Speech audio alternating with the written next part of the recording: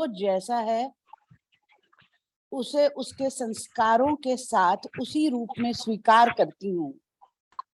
परमपिता परमेश्वर हर पल हर क्षण मेरे साथ हैं। मैं परमात्मा का प्रिय फरिश्ता हूँ।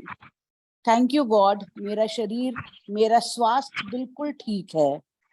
थैंक यू गॉड, मेरा परिवार शांत, सुखी एवं समृद्ध परिवार है। थैंक यू गॉड, अपार सुख के लिए, अपार वैभव के लिए, अच्छे स्वस्थ शरीर के लिए, इन प्यारे रिश्तों के लिए। थैंक यू गॉड, इन सांसों के लिए कोटि कोटि धन्यवाद। Thank you God, thank you God, thank you God. अपने अपने हाथों को रब कीजिए, अपनी आंखों और अपने शरीर पे मल लीजिए। Thank you so much. Back to the host भैया।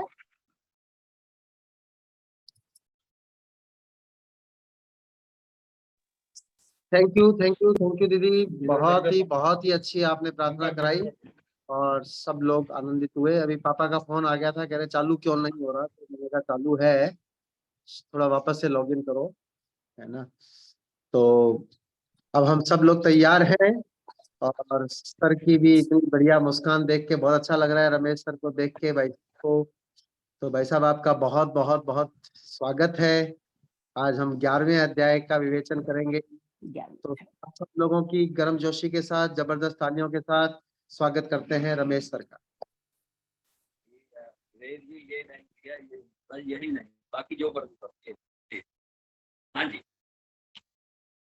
हमारी देवा पुरुष पुराण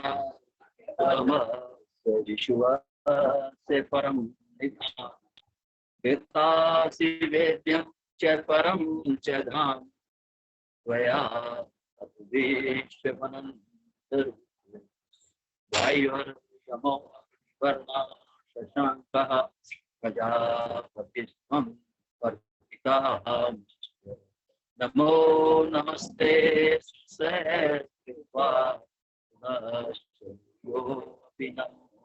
नमस्ते।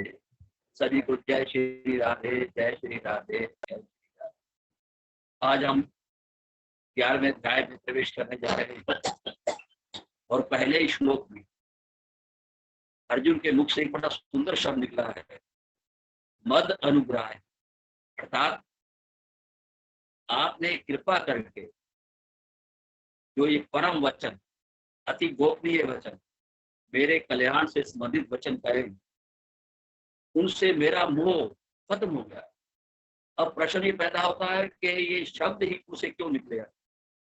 आपको याद होगा जब पिछले हफ्ते हम ये 10वां अध्याय कर रहे थे, उसके 2 लास्ट श्लोक, उसमें ठाकुर ने बड़ा स्पष्ट किया था 41 और 42वें श्लोक कि इस संसार के अंदर जो कुछ भी है, जो कांति युक्त है, शोभा युक्त है, अलौकिक है, दिव्य है, वो सब मेरे तेज के एक अंश से है।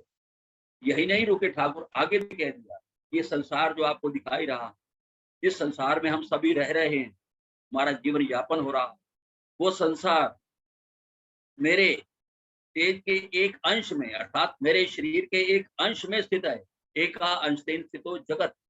जब उसे पता लगा कि मुझे सुना, ये पूरा संसार इतना बड़ा संसार है, इसकी कोई आर पार नहीं है, वो ठाकुर के एक तेज के एक अंश में स्थित है। जब संसार इतना बड़ा है, इतना अपार है, अभूतपूर्व है, तो ठाकुर जो इसको निर्माण करने वाला है वो कैसा होगा।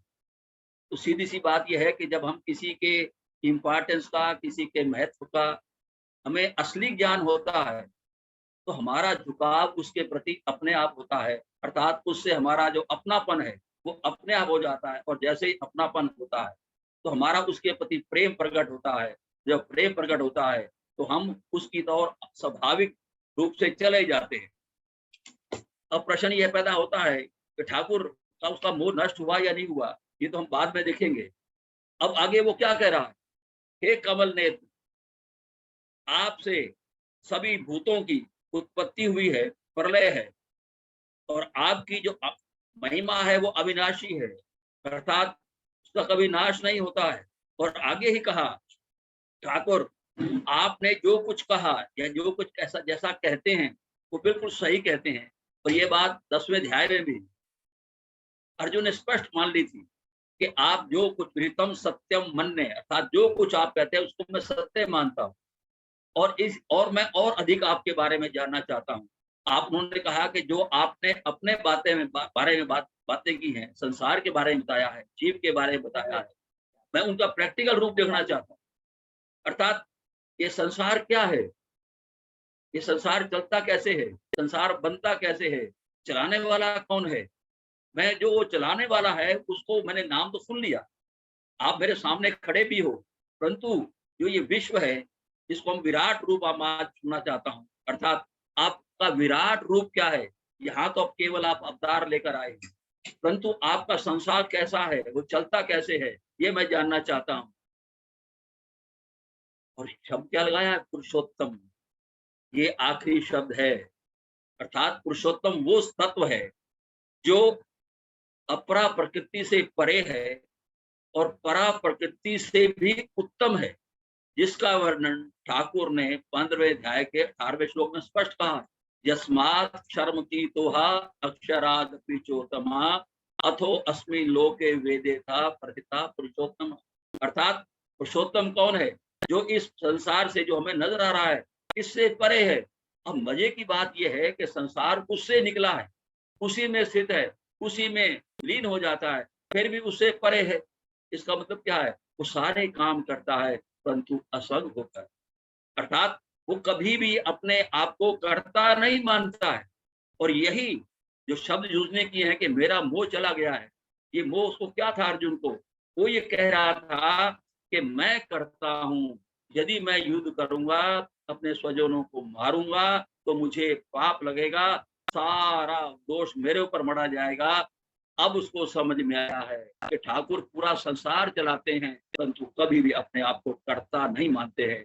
और जिस दिन अपने आप को हम कर्ता मानना छोड़ देंगे उसी दिन हमारे यहाँ मोह की छाया भी नहीं रह सकती, अर्थात मोह हमें दुखी नहीं कर सकता। यदि हम दुखी हैं तो इस मैं और मेरे के कारण अर्थात मोह के कारण दुखी हैं। इसलिए ठाकुर आप मुझे बताइए कि आप कर्ता नहीं है, संसार चलता कैसे है, उसको मैं प्रत्यक्ष रूप से देखना चाहता हूँ।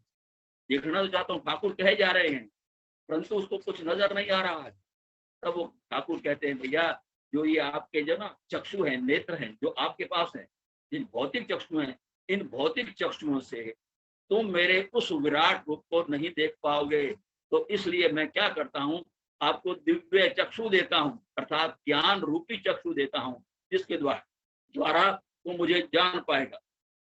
और यहाँ से 5वें श्लोक से ठाकुर जब दिव्य चक्षु दे देते हैं तो फिर वो कहना शुरू कर देते हैं, पश्चिम में अर्थात मेरे अनेक रूपों को, दिव्य रूपों को, नाना हजारों रूपों को, सैकड़ों रूपों को, नाना वर्ण और आकृतियों वाले रूपों को, अलौकिक रूपों को देख। तो यही नहीं, मेरे अंदर अदिति के 12-12 पुत्रों को, 8 वसुओं को, 11 रुद्रों को, 2 अश्विनी कुमारों को, 49 मृद गुणों को और ना पहले देखे गए अनेक रूपों को देख, ये सारे मेरे अंदर हैं। और अगली बात क्या कही है, मम देहे गुड़ाकेश, इन सब को हे गुड़ाकेश। अब देखिए यहाँ गुड़ाकेश सुन रहा है, हमें हर चीज को समझना है। अर्थात जो अज्ञान की निद्रा से जाग चुका है वो है गुड़ाकेश। और जिस दिन हम जाग जाएंगे अज्ञान की निद्रा से, अज्ञान सबसे बड़ा क्या है, मैं आपको अभी जिक्र किया कि हम अपने आप को भ्रम के कारण कर्ता मान रहे हैं, वास्तव में हम कर्ता है ही नहीं। जिस दिन ये भाव हमारे अंदर से निकल जाएगा उसी दिन हमें सब जगह, सब स्थितियों में, सब परिस्थितियों में, सब रूपों में, सब वर्णों में, आकृतियों में वही नजर आएगा और कोई नजर नहीं आएगा। उसके बाद ठाकुर कहते हैं भैया अब संजय उस विश्व रूप का दर्शन कर। देखिए ठाकुर का जो विश्व रूप है इसका वर्णन 3 व्यक्ति, सबसे पहले संजय ने किया है, फिर अर्जुन ने किया है और फिर ठाकुर ने स्वयं किया। और इन तीनों का जो वर्णन है विश्व रूप का वो लगभग एक जैसा है। इसका मतलब क्या है, संजय कौन है, धृतराष्ट्र का मंत्री है, उसको दिव्य चक्षु किसने दिए हैं, व्यास जी ने दिए हैं। और यहाँ दिव्य चक्षु ठाकुर ने अर्जुन को दिए हैं। तो कहने का मतलब क्या है भैया, ये सब ज्ञान से संपन्न साधक है जो मेरे विश्व रूप को देख सकते हैं। अब वो कह रहे हैं कि मेरे रूपों को देख दिया। 9 से 14 श्लोक तक संजय द्वारा वर्णन किया गया है कि ठाकुर का विश्व रूप क्या है। वो क्या कह रहे हैं, आप अनेक मुख वाले, नेत्रों वाले, अद्भुत दर्शनों वाले, दिव्य आभूषणों से युक्त, दिव्य शास्त्रों को अपने हाथों में लिए हुए हो, दिव्य माला और वस्त्रों को धारण किए हो, दिव्य गंध का आपने लेपन कर रखा है, और ये सब कुछ आपके विराट रूप के अंदर है।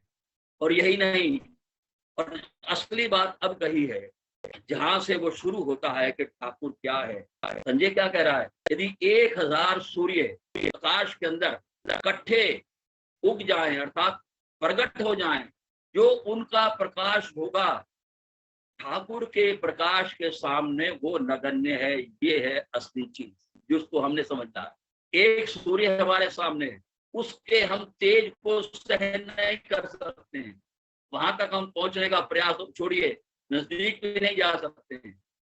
सूर्य लोक में जाने की कोई कल्पना भी नहीं करता है, आज तक किसी ने नहीं की है। जब वो इतना वैभवशाली है, और ठाकुर का प्रकाश कैसा है, 1000 दिव्य सूर्य भी निकल आए तो भी उनका जो प्रकाश है वो सूर्य के प्रकाश के सामने नगण्य है, अर्थात कहीं भी ठहरता नहीं है। ये है ठाकुर का असली विराट रूप जो संजय कह रहे हैं। और उसके बाद क्या कह रहे हैं कि आप इस शरीर के अंदर अनेक चीजों को देखिए। क्या कह, देखिए मैं आपको प्रणाम करता हूँ, हाथ जोड़कर प्रणाम करता हूँ। उसके बाद अब अर्जुन की बारी आती है। उन्हें तो एक ही उदाहरण देकर स्पष्ट कर दिया संजय ने कि वो ठाकुर क्या है। अब आ रही है अर्जुन। वो क्या कह रहे हैं कि भैया मैं आपके शरीर में किस किस को देख रहा हूं, अर्थात कमल के आसन पर विराजित ब्रह्मा को, महादेव को, संपूर्ण ऋषियों को, दिव्य सर्पों को देखता हूं। अर्थात जो कुछ हमें ये सारी चीजें हमें संसार में दिखाई देती हैं, तो ये कहाँ हैं, ठाकुर के अंदर हैं, बाहर नहीं है। अर्थात इन सब की उत्पत्ति ठाकुर से हुई है और इनका पालन पोषण भी ठाकुर ही कर रहा है। इनका, ब्रह्मा जी का, महादेव का, ऋषियों का, अर्थात जो उनके पास ज्ञान है, जो उनके पास शक्ति है, जो उनके पास सामर्थ्य है, वो सब किसका है, उसका है। और जब हम उसके साथ जुड़ जाएंगे तो हमारी शक्ति का कोई सीमा रहेगी। जैसे आकाश की कोई सीमा नहीं है। जिस दिन हम अपने आप को ठाकुर के साथ जोड़ लेंगे, अर्थात उनके चरणों का आश्रय ले लेंगे, वो ज्ञान हमारे पास पहुंचते हुए देर नहीं लगेगी। और यही नहीं, आगे कहते हैं आप आदि भी है, अंत भी है, अंत से रहित है। और आपने क्या कर रखा है, आप मुक्त युक्त, गदा युक्त, चक्र युक्त और सब ओर से प्रकाशमान तेज के पुंज है। और यही नहीं, जो अगला श्लोक है ये विचार करने योग्य है, 18वां श्लोक, तुम अक्षरम परम वेदितव्यम, अर्थात आप परम अक्षर हैं, अर्थात आपका कभी विनाश हो नहीं सकता है। आप अक्षर हैं और परम अक्षर हैं, जानने योग्य आप ही हैं। आप ही इस संसार के आधार हैं, आप से ही ये संसार निकला है। आप ही जो शाश्वत धर्म है उसके रक्षक है। और यही नहीं, सत्य भी आप हैं, असत्य भी आप हैं, आपके सिवाय कहीं कुछ है ही नहीं। उसके बाद क्या कहते हैं, अब अर्जुन की बात देखिए, जो असली बात यहाँ सुनने आ रही है, शशि सूर्य नेत्र, अर्थात आपके सूर्य और चंद्रमा आपके नेत्र हैं। इसके नेत्र इतने बड़े हैं, वो स्वयं कितना बड़ा होगा यह अंदाजा लगा सकते हैं। एक तेज का प्रतीक है तो एक सौम्यता का प्रतीक है, अर्थात तेज भी वहां पर है और सौम्यता भी वहां पर है। और आपने अपने तेज से इस संसार को चला रहे हैं आप। और आगे देखिए, अब ठाकुर क्या कहते हैं कि आप सौम्य रूप भी आपका है, जो ये आपको भयंकर भी नजर आते हैं, राक्षस नजर आते हैं, असुर नजर आते हैं, ये भी मेरे से अलग नहीं है भैया। अर्थात आपके अलौकिक भयंकर रूप को देखकर तीनों लोग अति व्यथा को प्राप्त हो रहे हैं। और उसके बाद 23 से 31 तक आपके उग्र रूप का वर्णन किया गया है। वो उग्र रूप क्या है, हे महाबाहो, आपके बहुत मुख और नेत्रों वाले, जंघा और पैरों वाले, बहुत उदारों वाले, बहुत सी दाढ़ों के कारण अत्यंत विकराल महान रूप को देखकर सब लोग व्याकुल हो रहे। इसका मतलब क्या है, वो कहना क्या चाहते, हर रोज यहाँ पर युद्ध हो रहे हैं, झगड़े हो रहे हैं, विनाश हो रहा है, तोपें चल रही है, बम चल रहे हैं, एटम बम चलने की तैयारी। और ये क्या है, ये सब उसके अंदर है। और ये किसका परिणाम है? ये उस ठाकुर से दूर हटने का परिणाम है। क्योंकि जब आदमी ठाकुर से दूर हट जाता है तो उसकी बुद्धि सही मार्ग पर नहीं चलती है, वो तो विनाश के मार्ग पर ही जाती है। तो इसलिए ठाकुर ने पहले ही वर्णन कर दिया कि यदि तुम मेरे से जुड़ोगे नहीं तो तुम्हारे अंदर कुभाव भी आएंगे। सुमति कुमति सब के उर रही। कुमति और सुमति सब के अंदर रहती है, परंतु जो सुमति के रास्ते पर चलता है वहां आनंद ही आनंद है, और जो कुमति के रास्ते पर चलता है वहां विपदा ही विपदा है, कष्ट ही कष्ट है, चिंता ही चिंता है, फिक्र ही फिक्र है। तो इसलिए हमें क्या करना है कि ठाकुर के रास्ते पर चलना है। और आपका रूप कैसा है? प्रलय अग्नि के समान प्रज्वलित मुखों को देखकर मैं दिशाओं को नहीं जानता हूं। अर्थात हे जग निवास, आप प्रसन्न हो जाइए और आप अपने असली रूप में आ जाइए। ये रूप तो मैंने आपका देख लिया, अर्थात आपका उग्र रूप भी देख लिया। और सारे जैसे नदियां ना, सारे दौड़ दौड़ कर कहाँ जा रही हैं? समुद्र में जा रही है। पतंगे सारे कहाँ दौड़ कर जा रहे हैं? अग्नि की तरफ जा रहे हैं, अर्थात अपने आप को विलीन करने के लिए जा रहे हैं। इसीलिए ये पूरा संसार दौड़ दौड़ कर कहाँ जा रहा है? आप में मिलने के लिए जा रहा है। इनके कोई और ठौर नहीं है, कोई और स्थान नहीं है। अर्थात यदि आप शांति चाहते हैं तो कहने का मतलब है हमें भी दौड़ दौड़ कर आपके श्री चरणों में आना पड़ेगा। दूसरा कोई रास्ता हमारे पास नहीं। और यदि हमें संसार से जुड़े रहे तो विलीन ही होना है, नष्ट ही होना है, खत्म ही होना है। तो इसलिए हमें क्या करना है? आपके रूप को की तरफ आना है। उसके बाद आ जाइए आप श्री भगवान उवाच। ये ठाकुर कह रहे हैं कि मैं क्या हूं, मेरा रूप क्या है। ये जरा समझने वाली बात है। कालो अस्मि, काल का रूप भी मैं हूं, अर्थात मृत्यु भी मैं हूं। अब प्रश्न ये पैदा होता है, जब वो काल है, और यही नहीं महाकाल है, कालों के भी काल हैं, और वो स्वयं क्या कह रहे हैं? कालो अस्मि, मैं काल हूं, प्रवृद्धो मैंने बड़ा हुआ काल हूं, लोकाक्षय कृत प्रवृद्धो, अर्थात इन लोगों का नाश करने के लिए मैं यहाँ पर अपना ये रूप धारण किया है। इसका मतलब है सृष्टि की एक प्रक्रिया है। सृष्टि को उत्पन्न करने वाले भी वही हैं, स्थित करने वाले भी वही, स्थित उसी में रहती है। और जब समय आता है तो उसका विनाश करने वाले भी वही हैं। अर्थात हमारा जन्म के कारण भी वही है, हमारी स्थिति जो जीवन चल रहा है उसके कारण भी वही है, और हमारा मृत्यु का कारण भी वही है। और जब ये बात हमें समझ में आ जाएगी कि हम उसी से पैदा हुए, उसी में रह रहे हैं, और उसी के प्रताप से ही जहां वो भेजना चाहेगा भेजेंगे। परंतु किस आधार पर भेजता है? वो कभी पक्षपात नहीं करता है। वो तो स्पष्ट कहता है, भैया गुण कर्म विभाग है, अर्थात आपके गुणों और कर्मों के अनुसार मैं आपको गति देता हूँ। अर्थात आप जैसे कर्म करोगे उसी के अनुसार आपको मैं यहाँ से भेजूंगा जरूर। अब यदि आप दोबारा आना चाहते हो या नहीं आना चाहते हो, जन्म तो आप हो गया, अब मृत्यु तो होगी ही होगी, इसमें कोई दो राय नहीं। उसके बाद, मृत्यु के बाद आपका अगला जन्म ना हो, इसलिए मैं आपको इशारा दे रहा हूँ कि तुम इस महाकाल से, इस सर्कल से जो बना हुआ है शुरू से, बच्चा माँ के पेट में, फिर शिशु, फिर बालकपन, फिर उसके बाद जवानी, उसके बाद बुढ़ापा, उसके बाद देहांतर प्राप्ति, धीरज तत्र न मुझे 2:12-13 में स्पष्ट कहा है। ये बुद्धिमान वो व्यक्ति वही है, पंडित वही है, ज्ञानी वही है, विवेकशील वही है, जो इस शरीर को प्राप्त करके जिस लिए ये शरीर मिला था वो सारे काम कर लेता है। अर्थात वो ठाकुर के बताए हुए मार्ग पर चलता है। और ठाकुर का मार्ग बड़ा स्पष्ट है, इसमें कोई दो राय नहीं है। एक काम है कि शरीर के द्वारा जितना हो सकता है, जितना तुम्हारा सामर्थ्य है, उस सामर्थ्य का सदुपयोग करो। अर्थात इस संसार की सेवा करो और अपने द्वारा मेरा भजन करो। मेरे से जुड़े रहोगे। यदि मेरे से जुड़े रहोगे, जब मेरे में अहंकार नहीं है तुम्हारे अंदर अहंकार कहाँ से आएगा? जब मेरे में कर्तापन नहीं है तुम्हारे अंदर कर्तापन कहाँ से आएगा? जब मैं मोह से ऊपर हूँ, प्रकृति से ऊपर हूँ, तो तुम भी इस शरीर से ऊपर उठकर हैं। अर्थात जो मेरी दूरे शक्ति, जो काल है, ये मेरी क्या है? दुर्जय शक्ति है। इसका काम एक क्षय करना है, नाश करना है। मेरा धर्म क्या है? अर्थात मेरा धर्म एक ही है भैया। मैं 3 काम के लिए यहाँ पर आता हूँ। सज्जनों की रक्षा करने के लिए, दुष्टों का विनाश करने के लिए, और धर्म की स्थापना करने के लिए। तो इसलिए आप ये सोच लो कि मेरा जन्म क्यों हुआ है और तुम्हें मैं यहाँ क्यों भेजता हूँ। सज्जन बनने के लिए, दुर्जन बनने के लिए नहीं। आप चाहते हो कि आप दुर्जन बनो और आपकी दुर्गति हो? बिल्कुल नहीं। तो इसलिए आप यहाँ पर आए हो मेरे को मिलने के लिए, कोई और काम करने के लिए नहीं आए। और अगले श्लोक में ठाकुर कमाल की बात कह रहे हैं भैया, तस्मात् उत्तिष्ठ यशो लभस्व जित्वा शत्रु राज्य सुविधम मयि एवेते नेता पूर्वमेव निमित्त मात्र भव्य सत्य साक्षित। बेटा एक बात सुन ले ध्यान से, तू खड़ा हो, अपने कर्तव्य को पहचान। तू क्षत्रिय है, तेरा जन्म इसलिए हुआ है, तू यहाँ पर मेरे साथ इसलिए आया है, तू नर और नारायण का अवतार है, इसलिए आया है कि हम दोनों मिलकर जो ये अधर्म बढ़ गया है, अनीति बढ़ गई है, चारों तरफ परेशानी परेशानी है, दुख ही दुख है, इसको खत्म करना है। राक्षसी का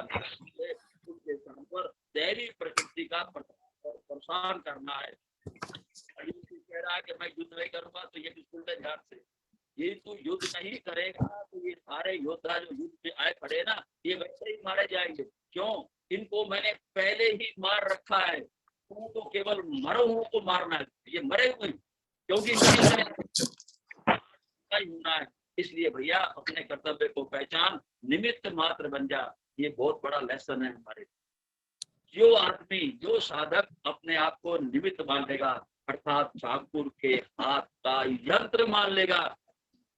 यंत्री वो है, हम केवल यंत्र हैं। जैसे वाद्य यंत्र होता है ना, ये बजाने वाला जानता है कि उस यंत्र के द्वारा क्या बजाना है। तो ठाकुर का के सामने हम यंत्र है। वो इस शरीर को, इस मन को, इस बुद्धि को किस प्रकार यूज करना चाहता है वो जाने। परंतु ये कब होता है? जब हम अपने आप को, स्वयं को, शरीर को, इंद्रियों को, मन को, बुद्धि को उसके समर्पित कर देते हैं। कहते हैं ठाकुर मुझे कुछ नहीं पता, मैं कुछ नहीं जानता, मेरा कोई सामर्थ्य नहीं है, मैं तो आपके शरण में आ गया हूँ। मुझे पता लग गया है कि मूल कारण आप हैं और आपके कारण ही यहाँ सब कुछ होता है। जब ये बात मेरे दिमाग में बैठ जाएगी तो मेरे अंदर अहंकार का बीज भी उत्पन्न नहीं होगा। अर्थात जो मेरा मैंपन है, मैं आज अपने आप को मैं करता हूँ, मैं करता हूँ, मैं करता हूँ, ये जो भाव दृढ़ हो गया था, तो ये भाव धीरे धीरे खत्म होना शुरू हो जाएगा। और जब ये भाव आ जाएगा मैं कुछ नहीं करता हूँ, करने वाला तो और है, उसी समय हमारे अंदर दैवी संपदा अपने आप आकर प्रकट हो जाती है। उसके बाद बड़ा सुंदर उदाहरण दे रहे हैं द्रोण का, भीष्म का, जयद्रथ का, कर्ण का और अन्य। ये सारे जो लोग हैं जिनसे तू डर रहा था मैं युद्ध नहीं करूंगा, आप ये कह रहे थे कि भाई जो ये द्रोण है इसका तो कोई मेरे गुरु है, इसका तो वध कोई कर नहीं सकता। भीष्म को जन्म मृत्यु का वरदान प्राप्त है, जयद्रथ कोई वरदान प्राप्त है, कर्ण जैसा कोई योद्धा नहीं है, तो मैं कैसे करूंगा? ठाकुर ने कहा चिंता मत कर, मैं पहले कह चुका हूँ, सबको पहले मैंने मार रखा है। तू तो युद्धस्व, तू युद्ध कर, बस चिंता मत कर, घबरा मत सामर्थ्य को देखकर, क्योंकि ये सभी पापी हैं, ये पाप के पक्ष के साथ खड़े हुए हैं। और एक बात सुन ले ध्यान से, जो पापी होगा जब कितना समर्थशाली हो, कितना शक्तिशाली हो, वो कभी भी जीत नहीं सकता। सत्य में जयते, सत्य की जीत होती है। तो इसलिए तू युद्ध खड़ा हो जा और युद्ध में तू अपने, ये मैं आपको आश्वासन दे रहा हूँ, तेरी हार नहीं होगी। पहले वो डर रहा था कि मैं ये युद्ध जीतेंगे या वो जीतेंगे, तो मैं पाप का भागी क्यों बनूं? जब ठाकुर ने कहा कि भैया ये बात कुछ नहीं, ये सभी अधर्म है, मैं अधर्म का नाश करने के लिए आया हूँ और तेरे माध्यम से ये काम करवाना चाहता हूँ। ये नहीं मैं कर नहीं सकता, कर सकता हूँ, परंतु श्रेय तेरे को देना चाहता हूँ। श्रेय का मतलब, देने का मतलब क्या है? कि जो सही मार्ग पर चलते हैं, सत्य के मार्ग पर चलते हैं, ठाकुर उनको श्रेय देते हैं, अर्थात उनको महत्व देते हैं, उनका सम्मान बढ़ाते हैं। करते स्वयं है, परंतु जब श्रेय लेने की बारी आती है, सम्मान लेने की बारी आती है, कहते हैं नहीं मैंने नहीं किया, ये अर्जुन ने किया है। यही भाव हमारे अंदर आ जाना चाहिए कि हम परिवार में रहें, सारे काम करें, समाज में रहें, सारे काम करें, जहाँ भी हो सारे काम करें, परंतु जब सम्मान देने की बारी आए तो हम सम्मान से पीछे हट जाएं, अपने आप को इच्छा ही ना करें। और जितने महापुरुष हुए उनका आप जीवन पढ़ के देख लीजिए, क्या कहा तुलसीदास ने? सभी मान पद आपको अमानी, हमें सभी को मान देना है, परंतु हमें स्वयं मान से रहित होना है। और यही बात चैतन्य महाप्रभु ने कही, अमानी ना मान देह। हमारी ये ड्यूटी है कि हम सबको सम्मान दें, परंतु जब हमारी बारी सम्मान लेने की आए हम पीछे हट जाएं। अर्थात हमें सम्मान नहीं चाहिए, अर्थात सम्मान लेने की चीज नहीं, देने की चीज है। और जिस दिन तुम सम्मान देना सीख जाओगे और तुम्हारा सम्मान लेने की इच्छा नहीं होगी, अर्थात तुम अपेक्षा रहित हो जाओगे, उसी दिन आप भगवान के परम भक्त हो जाओगे। और ठाकुर ने भक्तों के लक्षणों में स्पष्ट कहा है, अनापेक्ष सुचिर दक्ष, अर्थात जो सम्मान की अपेक्षा नहीं करता है। और ये नहीं, 15वें अध्याय के 5वें श्लोक में ठाकुर ने बस स्पष्ट कहा, निर्मान मोहा, जो मान और मोह से ऊपर उठ जाता है वो सीधा मेरे पास आता है। इसलिए हम इस मान को लेकर, इस प्रतिष्ठा को लेकर क्या मिलेंगे, इससे पेट भर जाएगा क्या? अरे अहंकार और बढ़ेगा। तो इसलिए हमें बहुत बड़ा लेसन लेना है कि आज के बाद कभी भी सम्मान की बात नहीं करनी है। उसके बाद अर्जुन फिर कह रहा है, अब ये 36 से 46 तक अर्जुन ने भगवान की स्तुति क्यों की है? जब ठाकुर ने ये कहा, भैया तू निमित्त मात्र है, सब कुछ करने वाला मैं हूँ और इन सबको मैंने पहले ही मार रखा है, ये केवल तेरे को श्रेय देने की बात है। तब ठाकुर के पता लगा, इसको अर्जुन को पता लगा कि ठाकुर जैसा परम हितैषी, ठाकुर जैसा सुहृद तो मैंने कभी देखा ही नहीं है। काम स्वयं करे, बदनामी स्वयं सहन करे और उसका रिजल्ट मेरे को दे।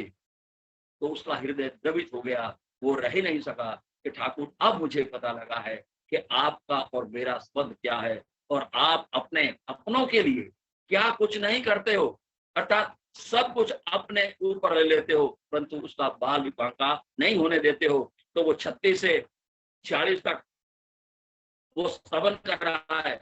और ये 11 श्लोक हैं, 10 इंद्रियां और 1 मन, अर्थात 11 श्लोक इसलिए दिया गया कि हर इंद्रिय के द्वारा वो ठाकुर का स्मरण, अर्थात उनकी पूजा कर रहा है, उनकी प्रशंसा कर रहा है, उनकी स्तुति कर रहा है। और क्या कह रहा है, हे अंतर्यामीन, ये योग्य ही है कि आपके नाम और गुण कीर्तन के प्रभाव से ये जगत हर्षित हो रहा है, अनुराग को प्राप्त हो रहा है। परंतु जो राक्षस लोग हैं सभी दिशाओं में भाग रहे हैं और जो सिद्ध गण हैं वो आपको नमस्कार कर रहे हैं। ये पहला श्लोक है। और दूसरा श्लोक क्या है, ब्रह्मा, आप ब्रह्मा के आदि करता है, सबसे बड़े आप हैं, आपको नमस्कार क्यों ना किया जाए। हे देवेश, हे जग निवास, आप सत और असत उनसे भी परे अक्षर सच्चिदानंद घन स्वरूप आप ही हैं। आप ही संसार के आधार हैं, आप ही पुरातन पुरुष हैं, आप ही जानने योग्य हैं और आपसे ये संसार चल रहा है। आप ही वायु है, आप ही अग्नि है, आप ही यमराज है, आप ही वरुण है, आप ही चंद्रमा है। और यही नहीं, सारांश में और कह दिया भैया, सब कुछ आपके अंदर है। क्या कह दिया, सर्वम समाप्नोषि ततो असि सर्व, आप सबको अपने अंदर व्याप्त करके स्थित हैं, अर्थात आपसे बाहर कोई नहीं है, दूसरा कोई है ही नहीं। तो और एक बात कही ठाकुर, जब मैं आपके प्रभाव को नहीं जानता था, आपके साथ मैं खेला भी, सोया भी, जागा भी, और आपका मैंने कई बार जाने में, कई बार प्रमाद में, कई बार आलस्य में, कई बार अज्ञान में, कई बार अहंकार के कारण आपकी मैं अवज्ञा कर गया, अर्थात आपका परिहास भी किया, आपको घोड़ा भी बनाया, अर्थात अनजाने में जितनी गलतियां मेरे से हुई हैं उन सभी गलतियों के लिए मैं क्षमा मांगता। इससे क्या मतलब है, यदि हमारे से कोई गलती हो भी जाए और किसी के प्रति हो जाए तो ये हमारी पहली ड्यूटी बनती है कि हम कहेंगे भैया ये हो गया, जो आप दर्द देना चाहो मैं दर्द लेने को स्वीकार हूँ, परंतु मेरी गलती को, आप मेरी गलती का आपके मन को ठेस पहुंची वो मुझे बर्दाश्त नहीं है। जब तक आप मुझे माफ नहीं कर दोगे मेरे चित्त को शांति नहीं मिलेगी। ये हमारी भावना होनी चाहिए।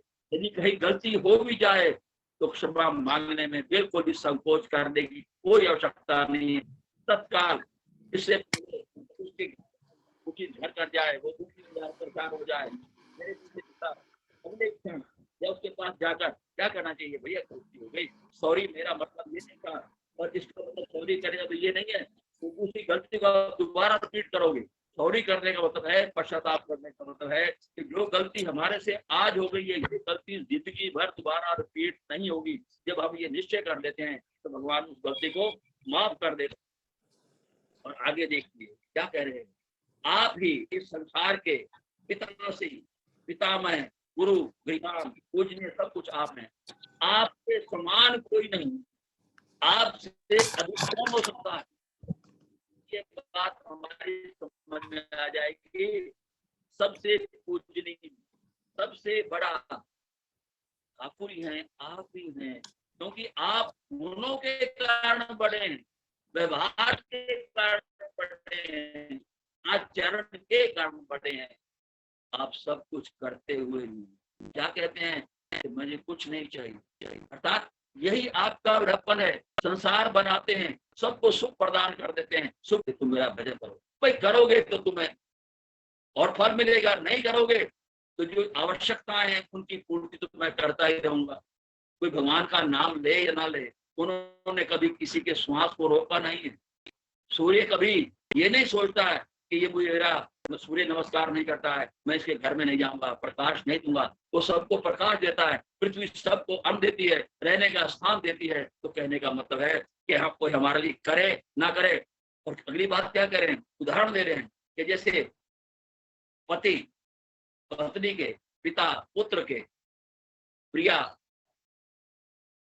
को, अर्थात उनकी गलतियों को माफ कर देता है, वैसे ही आप भी मेरी गलतियों को माफ कर दो, क्योंकि आप समर्थवान हैं, आपके पास ये शक्ति है। इसलिए मैं आपसे बार बार प्रार्थना करता हूँ। और यही नहीं, और आपका जो मैंने पीछे रूप देखा, मैं भयभीत हो चुका हूँ, डर हो चुका हूँ। पहले बड़ी इच्छा थी कि मैं आपका वो रूप देखूं, परंतु मुझे लगता है वो रूप नहीं, मुझे तो आपका चतुर्भुज रूप देखना है। मुझे आपको चित्रभुज दिखाइए। वो रूप कौन सा है, मुकुट धारण किए हुए, गदा और चक्र हाथ में लिए हुए मैं देखना चाहता हूँ। हे विश्व रूप, हे सहस्त्र भावो, हे चतुर्भुज रूप में प्रकट होकर होइए और क्या कीजिए। उससे क्या होगा, जो मेरे मन में खलबली मची हुई है, परेशानी मची हुई है, अर्थात मैं अपने आप को भूल चुका हूँ, वो दोबारा लौट आऊंगा। और उसके बाद क्या करें, जो आपका ये चतुर्भुज रूप है, वो वेदों के द्वारा, अध्ययन के द्वारा, दान के द्वारा, तपों के द्वारा और क्रियाओं के द्वारा संभव नहीं। ये तो केवल जब आप कृपा करते हैं। कृपा आप कब करते हैं, जब हम अधिकारी बन जाते हैं। अधिकारी का मतलब क्या है कि जब हम आपके बताए हुए मार्ग पर, अर्थात दैवी संपदा से युक्त हो जाते हैं, अर्थात दैवी लक्षण हमारे अंदर आ जाते हैं, और ठाकुर निष्कामता के मार्ग पर हमें चलाना चाहते हैं। पर जब आधा चले, अधूरा चले, चले तो अपने समर्थ के अनुसार, परंतु वो तो एक तिनके को भी पहाड़ के बराबर मान लेते हैं कि इसने चलना तो शुरू किया, तो फिर वो कृपा करते हैं। और कृपा करके क्या कहते हैं, आगे आ जाइए। अर्जुन फिर दोबारा कह रहा है कि जो आपका ये मानव स्वरूप मैंने पहले देखा है और अब आपने दिखाया है, इस रूप को देखकर मेरे मन को चैन मिली है, शांति मिली है, अर्थात मैं अपनी प्रकृति को प्राप्त हो गया हूँ। अब ठाकुर की बारी है। अब ठाकुर क्या कहते हैं भैया, ठाकुर स्पष्ट कह रहे हैं कि आपने मेरे उस रूप को, उस चतुर्भुज रूप को देखा है, जिसके बारे में ठाकुर ने सुदुर्दश, अर्थात जिसके दर्शन होना बड़ा मुश्किल है, वो आपने किया है। और इस रूप की देखने के लिए, चतुर्भुज रूप को देखने के लिए देवता भी बार बार प्रार्थना करते हैं, तब करते हैं, परंतु ये रूप वो भी नहीं देख पाते जो रूप मैंने आपको दिखाया है। क्यों दिखाया है, ये भी ध्यान से, कि तू मेरा अतिशय प्रिय है, सखा है। तू ये मत सोच कि तू एक साधक है। तो नर और नारायण के हम दोनों अवतार हैं, हम दोनों यहाँ मिलकर आए हैं, हम दोनों सखा हैं, इसलिए आए हैं। और आपने अब मेरा साथ देने का निर्णय किया है। आपने कहा कि मेरा मोह चला गया है, अब तो मैं आपके साथ रहूंगा, जो कहोगे वो करूंगा। इस बात को सुनकर मेरे को सांत्वना मिली है, शांति मिली है कि आपने अब सही रास्ता चुन लिया है। और दूसरी बात, मुझे एक बात और ही पता लगी है कि भगवान की प्राप्ति भगवान की कृपा से होती है, अपने बल योग्यता से नहीं होती है। हम क्या सोचते हैं, मैं अपने सामर्थ्य से, अपनी योग्यता से, अपने बल से, अपने बुद्धि से आपको प्राप्त कर दूंगा, ये गलत करने में छोड़ देते हैं। हमें तो केवल साधक बनने का, पात्र बनने का प्रयास करना चाहिए। पात्र बनना क्या है, अर्थात जो संसार है उसके भोग हैं, जो उनसे हमने अपना संबंध मान लिया है, उस संबंध को विच्छेद करके अपना संबंध तेरे से मानना है। कि ठाकुर, संसार में रहकर संसार को मैंने अच्छी तरह से पहचान लिया है। संसार साथ देता है परंतु तब तक जब तक उनका स्वार्थ पूरा होता है। और आप तो क्या है, स्वेद्रम सर्वभूतानाम, आप तो सबके स्वेद्र है, बिना कारण के सबका साथ देने वाले हैं, सबका कल्याण करने वाले हैं। जब ये बात मेरे को पता लगी तो मेरा मन आपकी तरफ खिंच गया है। अर्थात मैं चाहता हूं कि जो आपका चतुर्भुज है उस रूप की मैं क्या करता रहूं, भक्ति करता रहूं और उस रूप को मैं प्राप्त करूं। अब ठाकुर उस रूप को प्राप्त करने का रास्ता इन दो श्लोकों के माध्यम से बता रहे हैं, 54 और 55। ये श्लोक हमारे जीवन का आधार अर्थात मूल मंत्र होना चाहिए कि ठाकुर की प्राप्ति कैसे होती है। संसार तो हमने देख लिया, उसका विराट रूप भी देख लिया, संसार का स्वभाव भी देख लिया, संसार में रहकर भी देख लिया, संसार के भोगों को भोग कर भी देख लिया। नेट रिजल्ट क्या मिला? न शांति मिली, न सरलता मिली, ना अवगुण दूर हुए, ना हम उस जन्म मरण के सर्कल से हम दूर हट पाए, अर्थात उसमें और उलझते गए और परेशान होते गए। जैसे जैसे उम्र बढ़ी, हमने सोचा था कि उम्र के साथ अकल आ जाएगी, परंतु उम्र बढ़ने के साथ साथ अकल तो आई नहीं। आशाएं, तृष्णाएं, वासनाएं और बढ़ती चली, अहंकार और बढ़ता चला गया। तो अब मैं आगे बढ़ रहा हूँ, मैं चाहता हूँ कोई ऐसा रास्ता बताओ कि मैं आपको प्राप्त कर लूं। और ठाकुर अपना प्राप्ति का रास्ता बता रहे हैं, भक्त्या तू अनन्या, अर्थात एक ही रास्ता है बेटा, वो रास्ता है अनन्य भक्ति का। अनन्य भक्ति क्या होती है? अर्थात जब आप केवल एक ठाकुर का सहारा ले लेते हो, ठाकुर से संबंध मान लेते हो और सब कुछ ठाकुर के लिए करते हो। और जब ये तुम सोच लोगे, सहारा एक मन से, ठाकुर अंदर बैठा हुआ है, वो जानता है इसने मेरा सहारा ले रखा है या संसार का सहारा ले रखा है या धन का सहारा ले रखा है या रिश्तेदारों का सहारा ले रखा है। और जिस दिन वो सोचता है कि इसके लिए इस परिवार, धन, दौलत, संबंध का कोई मायने नहीं है, ये मेरे लिए सबको छोड़ सकता है, सबसे अलग हो सकता है और मेरे लिए कुछ भी करने को तैयार है। अर्थात जहां आपका मन ठाकुर को छोड़कर कहीं और ना जाए, और उसके लिए हमें अभ्यास करना पड़ता है। अभ्यास योग युक्तेन चेतसा नान्य गामिना परमम पुरुषम दिव्यम जाति पार्थम चिंतन। और जिस दिन हम उस परम पुरुष, दिव्य पुरुष की प्राप्ति के लिए लगातार चिंतन करेंगे, मनन करेंगे, स्मरण करेंगे, उसी के साथ जुड़े रहेंगे, तो अनन्य भक्ति आने में देर नहीं लगेगी। और जिस दिन अनन्य भक्ति आएगी तो उसका रिजल्ट क्या निकलेगा? या हम आपको जान भी लेंगे, दृष्टुम देख भी लेंगे और आपके अंदर प्रवेश भी कर जाएंगे। अर्थात प्रवेश करने का मतलब क्या है कि आवागमन के सर्कल से, जिसका वर्णन देव अस्मिन यथा देह दूसरे अध्याय के 12वें श्लोक में किया गया है कि हम जन्म लेते हैं, फिर शैशव काल आती है, फिर जवान होते हैं, फिर बुढ़ापा होता है, फिर हम मृत्यु को प्राप्त हो जाते हैं। परंतु हमारी मृत्यु तो होगी, परंतु हमारा दूसरा जन्म नहीं होगा। अर्थात उस सर्कल को, जन्म और मृत्यु के सर्कल को, पुनरपि जन्म पुनरपि मरणम के सर्कल को हम तोड़ने में समर्थ हो जाएंगे। यही है द्रष्टुम तत्वेन प्रवेशुम, अर्थात तेरे अंदर प्रवेश कर जाएंगे, अर्थात तुम्हारा दोबारा जन्म नहीं होगा। तो क्या इसके लिए क्या करना है? हमें एक बात दिमाग में बिठा लेनी है, वो भूलनी नहीं है, मैं सब कुछ भगवान की प्रेरणा से और शक्ति से करता हूं।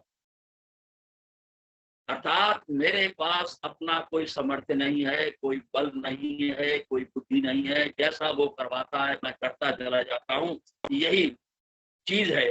और अगली बात जो सबसे इंपॉर्टेंट बात कही है, अर्थात उन्होंने पंचक 5 साधनों का वर्णन किया है जिसके द्वारा आपकी प्राप्ति हो सकती है। अब श्लोक देखिए, लास्ट श्लोक है, मत कर्म कृत मत परमो मत भक्ता संग वर्जिता निर्वैर सर्वभूतेषु यासा मामेति पांडव। इसके 2 भाग हैं, पहले में 3 है, मत कर्म कृत, मत परम और मत भक्ता। अर्थात इन तीनों साधनों के द्वारा आपके साथ जो हमारा संबंध है वो घनिष्ठ हो जाता है, अर्थात आप और मैं एक हो जाते हैं। इसका मतलब क्या है? हम कुछ भी करें मत कर्मकृत भगवान की प्रसन्नता के लिए करें, अपने इंद्रियों की संतुष्टि के लिए नहीं, मन को खुश करने के लिए नहीं, रिश्तेदारों को खुश करने के लिए नहीं। हमें तो वही काम करना है जिसमें आप प्रसन्न होते हैं। और आप प्रसन्न किसमें होते हैं? यज्ञार्थ कर्मों में प्रसन्न होते हैं। तीसरे अध्याय के 9वें श्लोक में आपने फिर कुछ स्पष्ट कर दिया है, यज्ञार्थ कर्मणों अन्यत्र लोको एवं कर्म बंधना, यज्ञ रूपी कर्मों को छोड़कर बाकी जितने कर्म हैं वो बांधने वाले हैं। तदर्थम कर्म कौन्तेय, इसलिए हे कुंती पुत्र अर्जुन, धैर्य युक्त हो जा। तो कुंती का पुत्र है, इसलिए कितने कष्ट सहे हैं, परंतु अपने मार्ग से वो कभी विचलित नहीं हुई है। इसलिए तू कष्ट सहन करते हुए अपने मार्ग पर डटा रहकर जो कुछ भी करना है मेरे लिए करना है, मेरी प्रसन्नता के लिए करना है। और जिस दिन तू ये करने में सफल हो जाएगा उसी दिन तू मुझे प्राप्त कर लेगा। और उसके बाद क्या है? मत परमा, अर्थात मुझे परम श्रेष्ठ मानना है, मेरा ही आश्रय लेना है, मेरा ही सहारा लेना है, मेरे से संबंध जोड़ना है, अर्थात सब कुछ मेरे को ही मानना है। अर्थात मैं बीच में हूँ, तुझे मेरे चारों तरफ ही घूमना है। तेरी नजर मेरे पर रहनी चाहिए, तेरी नजर संसार पर नहीं जानी चाहिए। यदि संसार पर ही चली जाती है तो संसार अपनी ओर खींचेगा और तुझे अपने पद से भ्रष्ट कर देगा। ये संसार का स्वभाव है, वो स्वार्थी है। संसार तो चाहता है कि ये मेरी सेवा में लगा रहे, कहाँ चक्रों में पड़ा हुआ है। नहीं, हमें तो वो काम करना है जिससे मेरा ठाकुर प्रसन्न हो और उसका भक्त बन जाना है। अर्थात भक्त का मतलब क्या होता है? जो भगवान के सिवाय कहीं देखता ही नहीं है, भगवान के को छोड़कर किसी के बारे में सोचता ही नहीं है, उसका मन भगवान को छोड़कर कहीं रमण नहीं करता है, कहीं जाता ही नहीं है। जब भी वो बात करता है उसका मन किसकी बात करता है? ठाकुर का सिमरण करता है, भजन करता है, कीर्तन करता है, सत्संग करता है, स्वाध्याय करता है, जाप करता है। नहीं चाहता है कि ठाकुर मुझे स्वर्ग मिले, ये मिले, नहीं। मेरा ये कर्तव्य है, मैं आपका हूँ और मुझे आपके लिए जीना है। ये पहले 3 साधन है 5 साधनों में से जो हमें भगवान के नजदीक लाते हैं। जब हम केवल भगवान के लिए जीना शुरू कर देते हैं, अर्थात हमारा हर एक श्वास भगवान के लिए लेते हैं, अर्थात हम श्वास भी लेते हैं, जीते भी हैं, तो ये सोचकर कि ठाकुर ये श्वास सार्थक तभी होगा जब हर श्वास के साथ आपका नाम निकलेगा और ये हर श्वास के साथ ये जीवन आपकी ओर बढ़ेगा और संसार से धीरे धीरे छूटना शुरू हो जाएगा। उसके बाद निर्वैर, हमें किसी से वैर नहीं करना। वैर हम क्यों करते हैं? द्वेष हम क्यों करते हैं? राग हम क्यों करते हैं? जो हमारे अनुकूल और नहीं होता है उससे वैर करते हैं। भैया यदि कोई हमारे अनुकूल नहीं भी है तो ये सोच लीजिए कि अनुकूल इसलिए नहीं है कि पिछले जन्म में मैंने कहीं ना कहीं किसी ना किसी में इसका अहित किया होगा, इसको कष्ट दिया होगा। अदरवाइज भैया ये तो खेत है, जो मैंने बोया है वही तो काटना है। और मैंने उस समय क्या बोया होश नहीं है, पता नहीं है, स्मृति नहीं है। परंतु यदि वो मेरे से कोई वैर कर रहा है, द्वेष कर रहा है, तो सीधा सा मतलब है कहीं ना कहीं इसमें मेरा दोष है। तो मैं उसका वैर का बदला वैर से नहीं, द्वेष का बदला द्वेष से नहीं, उसका बदला प्रेम से दूं। अर्थात वो मेरा हित चाहे, मैं उसका हित की बात करूं, अर्थात वो मेरा अपमान करे, परंतु मैं कभी भी अपमान जैसे शब्दों का प्रयोग नहीं करूं। ऐसे वचन बोलूं जिससे उसके अंतःकरण को शांति मिले और बाद में उसे लगे कि यार ये तो मैंने गलती कर दी। जब आप चुप रह जाते हैं, किसी बात को सहन कर लेते हैं, तो 1-2 दिन में उसे एहसास होता है यार मैं तो इतनी बातें कह गया, वो तो उसने जवाब भी नहीं दिया, हंसकर टाल दिया। और उल्टा ये कह दिया आपका कोई दोष नहीं है, ये मेरे कर्मों का फल है। भैया आप तो एक निमित्त मात्र हो, आप तो दया के पात्र हो, आप द्वेष के पात्र नहीं हो, क्योंकि आपके माध्यम से ठाकुर मेरे पापों का नाश करना चाहते हैं। जब ये भाव आता है तो इंसान सही मार्ग पर चलता है और उसके बाद है संग वर्जिता, ये आसक्ति छोड़ देगा। चाहे वो रुपए की हो, चाहे वो धन की हो, चाहे वो दौलत की हो, चाहे वो मान की हो, चाहे रिश्तेदारी की हो, चाहे वो शरीर से क्यों ना हो, चाहे वो इंद्रियों से क्यों ना हो, चाहे वो मन से क्यों ना हो, हमें आसक्ति करनी है ठाकुर से। और ठाकुर ने 7वें अध्याय के पहले श्लोक में स्पष्ट कह दिया है, मैया सक्त मना पाठ योगम युजन मदाश्रया। बेटा यदि आसक्ति करनी है, ममता ही करनी है, अपना ही मानना है, जुड़ना ही है, तो मेरे साथ जुड़ जा और मेरे साथ जुड़ जा। योगम युजन मदाश्रया, और मेरा ही आश्रय ले ले। जब तू मेरा आश्रय ले लेगा और तुझे लगेगा कि तेरे सिवाय तो कहीं कुछ है ही नहीं यार, अर्थात तेरे सिवाय मैं कभी किसी पर विश्वास भी नहीं कर सकता, क्योंकि संसार विश्वास के काबिल नहीं है। ये तो विश्वास के काबिल तब तक है जब तक आप संसार के काम आ रहे हो, परंतु ये भाव ठाकुर के अंदर नहीं है। ठाकुर तो स्वीट है भैया, वो तो बिना कारण के सबका हित चाहता है। तो इसलिए हम संसार से धीरे धीरे जो हमारा मोह है, हमारा संबंध है, हमारी इन्वॉल्वमेंट है, हमारी अटैचमेंट है, हमारी ममता है, हमारी आसक्ति है, उसको छोड़े। अर्थात यदि कोई प्रतिकूल व्यवहार भी करता है उसके प्रति भी, अर्थात अपराध करने वाले के प्रति भी हमारे मन में द्वेष की भावना ना आए, यह है निर्वैर सर्वभूतेषु। जब ये हो जाएगा तो संसार से हम उपराम हो जाएंगे, तो स्वाभाविक रूप से हम आपके साथ जुड़ जाएंगे। फिर हमारा जीवन आपके लिए होगा। हमारे दिमाग में बैठ जाएगी कि मुझे तो ठाकुर के श्री चरणों में बैठना है, उसका नाम ही भजन करना है, सत्संग करता है, कीर्तन ही करना है, स्वाध्याय करना है, और इसको छोड़कर कुछ नहीं करना है। अर्थात कम से कम अपने शरीर की तरफ ध्यान देना है और इस शरीर के द्वारा अधिक से अधिक सेवा करनी है। जब ये भाव आ जाएगा तो फिर हम भगवान के भक्त बनने के अधिकारी हो जाएंगे, और जिसका वर्णन अगले अध्याय में अगले हफ्ते करेंगे। राधे राधे। राधे राधे राधे राधे। धन्यवाद धन्यवाद धन्यवाद। बहुत बहुत बहुत अच्छा लगा। और अब हमारे भाई लोग सर हमारे साथ हैं, कुछ प्रश्न पूछना चाहते हैं आज के 11वें अध्याय के बारे में, तो प्लीज अपना हैंड रेज करें तो हम उनको इनवाइट करेंगे।